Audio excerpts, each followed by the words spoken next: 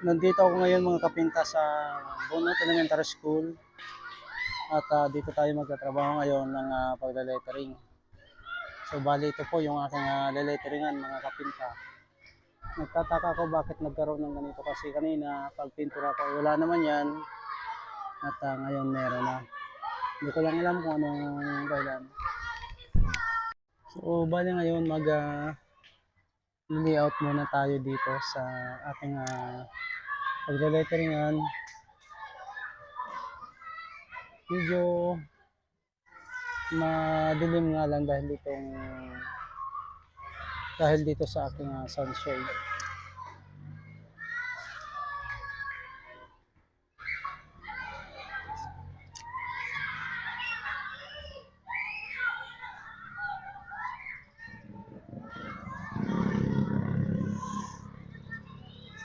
At medyo maangin. Masyadong malikot yung aking sunshade.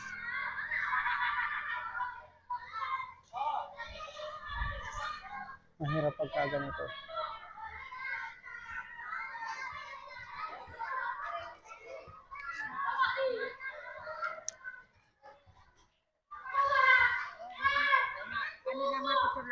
Sige po.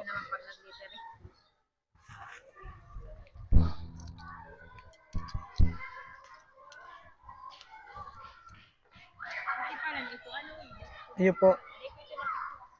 Igo pa kung picture kahit naman pasa ko na lang po.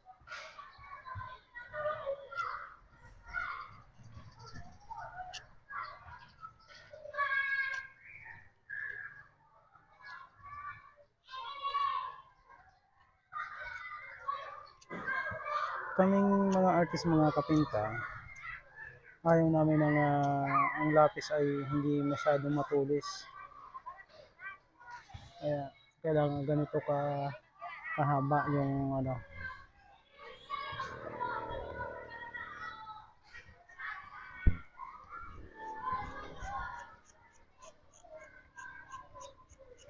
So papaliwanag ko sa inyo ngayon kung paano ako nagle-layout ng aking pagle-lettering. So ngayon, napansin nyo na gumawa na ako ng pahiga na lenya. Tagalog lang ang ating gagamitin para masyadong para maintindihan. Kasi kung English kung minsan, mabuti kung ang lahat ng viewers ko ay nakakaintindi ng English. So ang gagamitin natin yan ay Tagalog lang po. So bali, mayroon akong ginawang unang linya na pahiga. So ang gagawin po natin ay bali 5. So gagawa pa tayo ng 4 pa. 1, 2, 3, 4. So 1, 2, 3, 4. Yung pa ng isa. 5. So dito sa sunod ay ganun pa rin. Bibilang tayo ng 1, 2, 3, 4, and 5. So guguhitan na natin mga kapinta.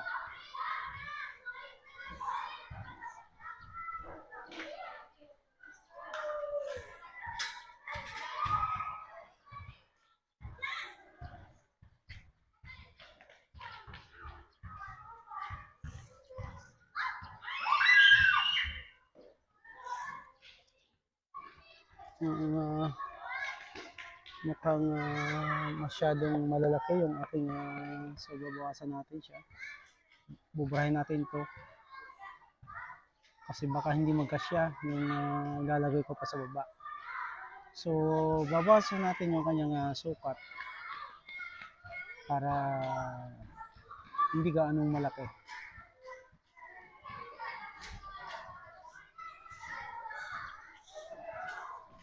So gagawin natin siya. So bali nandito na tayo sa patayo na linya.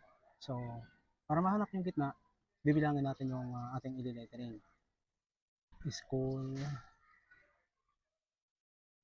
directory.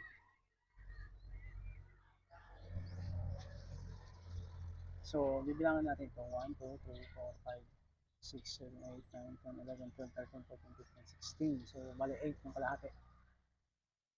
6, 7, 8. 1, 2, 3, 4, 5, 6, 7, 8. Mari talaga pag may aircon, baka may nito na. Yun po. So, letter D. Letter D. Directory.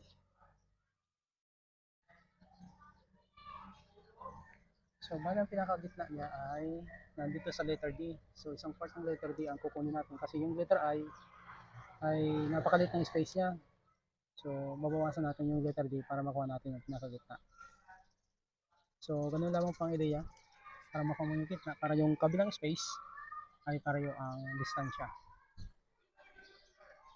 So, ito, kinuha ko na yung letter D kung anong tsura niya. Ganyan po yung tamang pagkuha ng gitna para maayos yung kanyang kabilang space. Para gitnang-gitna talaga po yung lettering. Kasi yung ibang nagle-lettering ay hindi po gumagamit nito kaya kung minsan yung lettering nila ay sa magkabilang dulo ay hindi parehas ang space. So, yun, tapos na po ako ng pag-layout. Nag-apply na po tayo ng pintura. Kulay blue kung aking gagamitin dito kasi yung pula ay madaling mag-fade. Kaya karamihan ang ginagamit ko ngayon sa mga ganito ay kulay blue. Green at saka green. Bibigyan na pa akong gumamit ng red. Kasi nag-fade itong mga fade. Minsan nahihiya ako sa mga dinitingan ko kasi tinatanong nila ako bakit mabilis mag-fade yung mga kulay pula. Hindi ko naman po ay magalang. Kung bakit pagkagano ng kulay pula. Napakadali lang mag-fade. Kaya sa ngayon, ang kalimitan ko na ginagamit tayo kulay blue. Lalo na sa ganito sa malalaking lettering.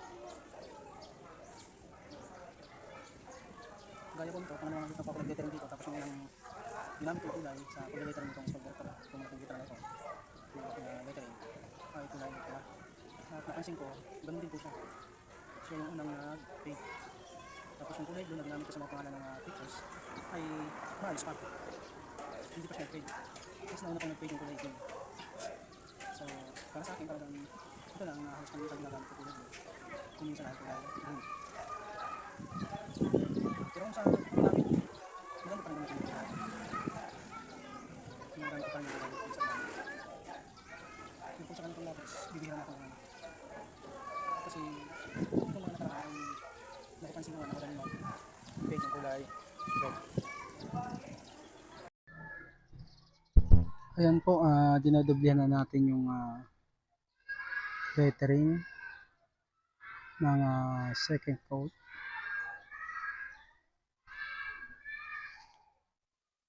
Ngayon naman kailangan po kasi ito kasi pagka isang coating lang, kitang-kita po yung brush stroke. Hindi po maganda tingnan pagka gano'n.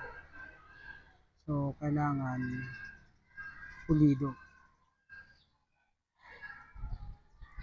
Pulido ang trabaho para mas madami ang kukuha sa iyo para magtrabaho. Kasi kung bara-bara natin itong gagawin, baka hindi na tayo makaulit, hindi na tayo kukunin ulit.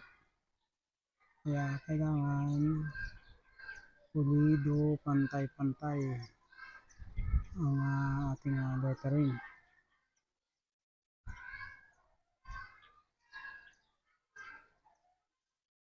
So dito na lamang po mga kapinta, kung inyo pong nagustuhan ang ating video ngayon, paki-follow and subscribe po ng aking page. Maraming salamat po mga kapinta.